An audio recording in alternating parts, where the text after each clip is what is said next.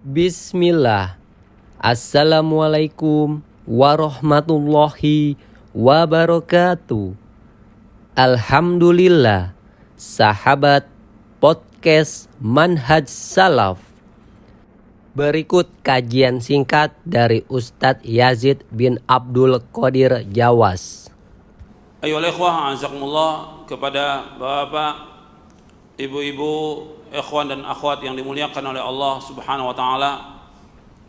Alhamdulillah, kita bersyukur kepada Allah Subhanahu wa taala atas segala nikmat yang Allah karuniakan kepada kita, nikmat Islam, nikmat iman, nikmat sehat, nikmat afiat, nikmat dijauhkan oleh Allah dari berbagai macam malapetaka. Nikmat diberikan hidayah di atas Islam dan sunnah. Ini harus terus diingat, nikmat yang paling besar dari semua nikmat yang Allah karuniakan kepada kita, yaitu nikmat Islam dan sunnah. Dari semua nikmat yang ada, ini wajib kita syukuri dan kita wajib berpegang teguh kepada Al-Quran wa sunnah ala fahmi salaf sampai kita diwafatkan oleh Allah Ta'ala. Ini nikmat yang besar dan kita wajib berpegang teguh kepada Al-Quran dan sunnah ala fahmi salaf. Meskipun banyaknya fitnah, banyaknya tantangan, ujian dan yang lainnya, tapi kita nggak boleh lepas dari dua ini, Quran wa sunnah ala fahmi salaf, sampai kita diwafatkan oleh Allah Ta'ala. Karena ini jalan yang hak, ini jalan yang benar, ini satu-satunya jalan yang menyampaikan manusia kepada keridhaan Allah, satu-satunya jalan yang akan mengantarkan manusia ke surga Allah. Nggak ada jalan yang lain.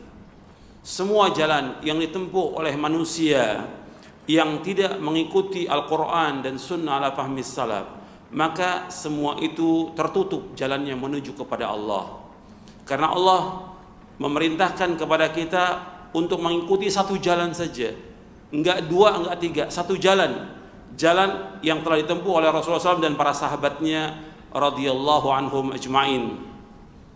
Allah berfirman dalam surah Al-An'am, surah yang ke-6 ayat 153. Allah berfirman, wa anna hadha sirati mustaqiman fattabi'uhu wa la tattabi'us subula fatafarraqa bikum an sabilihi dzalikum wasaqum bihi la'allakum tattaqun. Allah berfirman, inilah jalanku yang lurus, ikuti jalanku yang lurus ini. Satu jalan Allah sebutkan, wa anna hadha sirati mustaqima, ini jalanku yang lurus. Fattabi'u, ikuti satu jalan yang lurus ini. Wala tattabi'us subul, jangan kalian mengikuti jalan yang lain, jalan-jalan yang menyesatkan kalian Allah. Fatafarraqa bikum an sabilihi, yang kalian akan bercerai-berai dari jalan Allah itu. Disuruh ikut satu jalan. Fattabi'u wala tattabi'us subul fatafarraqa bikum, jangan ikuti jalan yang lain, aliran, kelompok, pemahaman, golongan, jangan kalian ikut. Fatafarraqa bikum an sabili, kalian akan berpecah belah jalan Allah. Dzalikum wasaqum bihi la'allakum tattaqun, demikianlah Allah wasiatkan kepada kalian agar kalian bertakwa kepada Allah. Satu jalan. Makanya ketika Nabi menjelaskan tentang ayat ini, Nabi yang menjelaskan, Nabi menggaris satu garis yang lurus, di kanan kiri garis itu ada jalan-jalan. Arti garis-garis yang pendek, Nabi menyebutkan hadza siratullahi mustaqima. Kemudian setelah di garis yang pendek itu Nabi katakan hadhihi subulun mutafarriqatun ma min sabilin illa wa alaihi syaitanun yad'u ilaihi. Kata Nabi, ini jalan ini yang berpecah belah ini jalan yang akan menceraikan beraikan dari kalian dari jalan Allah. Jalan yang mencerai-beraikan kalian dari Allah. Dan setiap jalan ini mesti ada syaitan yang mengajak kepadanya. Setiap jalan ini yang menyempal dari jalan siratal mustaqim, dari jalan yang lurus, dari jalan yang hak, dari jalannya salafus saleh, itu mesti akan mencerai-beraikan manusia dengan Allah. Dan mesti ada setan yang mengajak kepadanya. Setan dalam bentuk manusia maupun setan dalam bentuk jin. Dan nanti di jalan-jalan itu mesti ada doa ala abwabi jahannam, dai-dai yang berada di tepi jurang jahanam yang mengajak manusia ke dalamnya. Yang kita wajib hati-hati. Wajib hati-hati. Karena banyak sekali dai-dai yang mengajak manusia kepada kesesatan. Yang mengatakan demikian adalah Rasulullah. Tokoh-tokoh yang mengajak kepada kesesatan, pemimpin-pemimpin yang mengajak kepada kesesatan, maka yang paling Nabi takuti kepada umatnya, inna akhwafa ma akhafu ala ummati ala immatal mudillin. Sesungguhnya yang paling aku takuti atas umatku, imam-imam yang menyesatkan. Hadis ini sahih, diriwayatkan Abu Daud, Tirmidzi dan yang lainnya dari sahabat Thauban radhiyallahu anhu. Makanya ikhwan fi din, azakumullah, sesudah kita mengetahui Al-Quran wa Sunnah ala fahmi salaf, kita terus pegang teguh, kita terus wajib ngaji. Nggak cukup dengan intisab saja ke salaf, wajib kita ngaji, wajib menuntut ilmu, wajib kita belajar Al-Quran wa Sunnah ala fahmi salaf. Dan waktunya lama, sampai kita diwafatkan oleh Allah Ta'ala. Dan kita harus pahami benar semua manhaj, arti metode yang ada dalam pemahaman salaf ini harus tahu. Apakah dalam talabul ilmi, dalam muamalah, dalam melakukan amal saleh, dalam semua hal kita harus tahu, harus belajar. Karena kita baru tahu sedikit saja. Dari pemahaman salaf ini kita baru tahu sedikit. Maka kita harus belajar lagi. Dan kita harus paham. Sebab tanpa paham, kita nggak akan bisa mengamalkan dengan benar. Jadi harus sering diingatkan ini. Harus paham, bukan sekedar ngaji. Banyak yang ngaji tapi nggak paham. Ngaji datang rajin tapi nggak paham. Imam Bukhari dalam kitabnya Kitabul Ilmi menyebutkan babul fahmi fil ilmi, bab tentang paham dalam talabul ilmi. Harus paham kita, sehingga betul-betul kita memahami dengan benar dan kita amalkan. Ini juga merupakan nikmat yang besar. Bab tonggak Islam itu akan tegak dengan dua, kata Ibnu Qayyim di dalam kitabnya I'lamul Muwaqqi'in di juz yang pertama. Kata beliau bahwa tonggak agama Islam ditegakkan di atas dua. Yang pertama, tonggak pertama yaitu husnul qasad. Yang kedua, husnul faham. Tonggak yang pertama yaitu husnul qasad, niatnya yang ikhlas karena Allah. Niatnya harus benar, tujuannya harus benar dalam semua hal. Dalam dia ngaji, dalam dia belajar, dalam dia nuntut ilmu, dalam dia berdakwah, dalam dia mengajak manusia, harus jelas niatnya ikhlas karena Allah. Yang kedua, husnul faham, pemahaman yang harus benar, baik pemahamannya. Ini tonggak Islam tegak dengan dua ini. Yang pertama husnul qasad, yang kedua husnul faham. Yang pertama itu niatnya harus benar, ikhlas. Yang kedua pemahamannya dia harus benar. Jadi harus betul-betul kita jaga nih pemahaman. Makanya kita belajar terus dan kita pahami. Ini nikmat dari Allah Taala.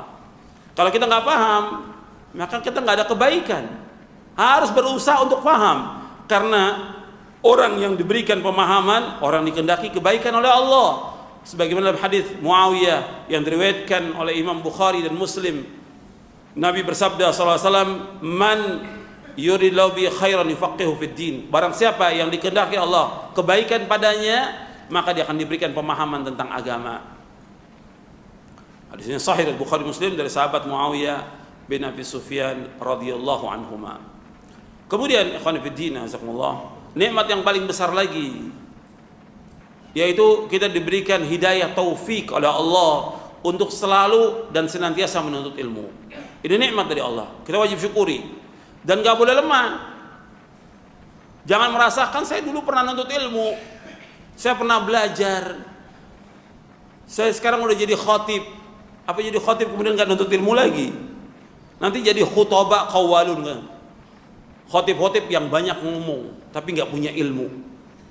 Sekarang ini banyak muncul ruwaibidah.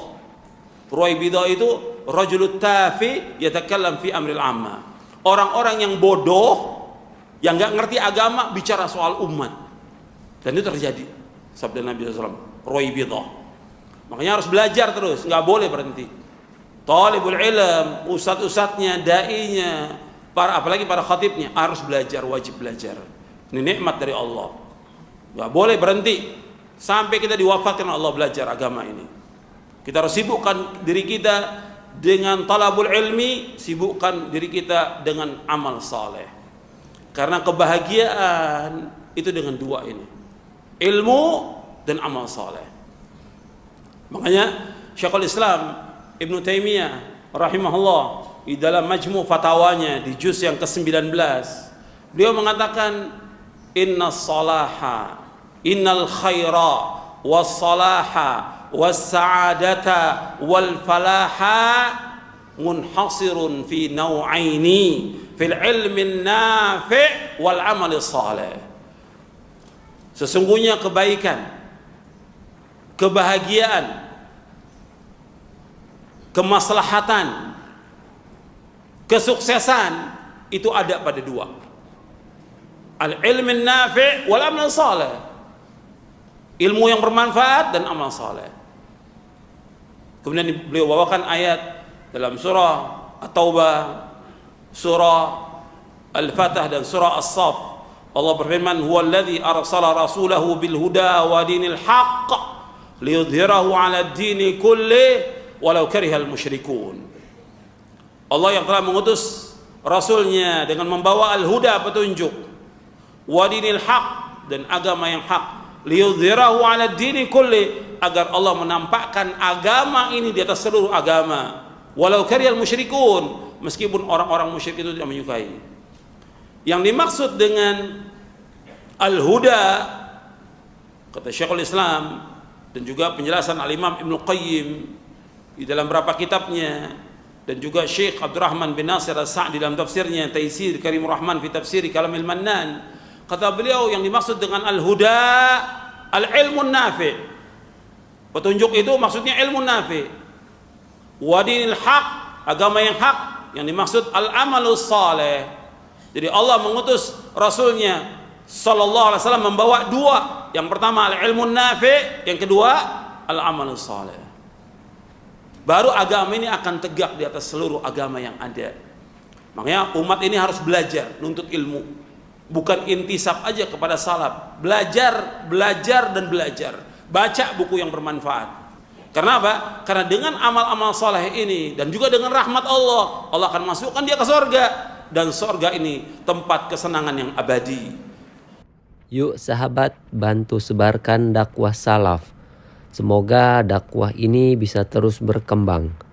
Rasulullah Shallallahu Alaihi Wasallam bersabda, barang siapa yang menunjuki kepada kebaikan, maka dia akan mendapatkan pahala seperti pahala orang yang mengerjakannya. Hadis riwayat Muslim nomor 1893.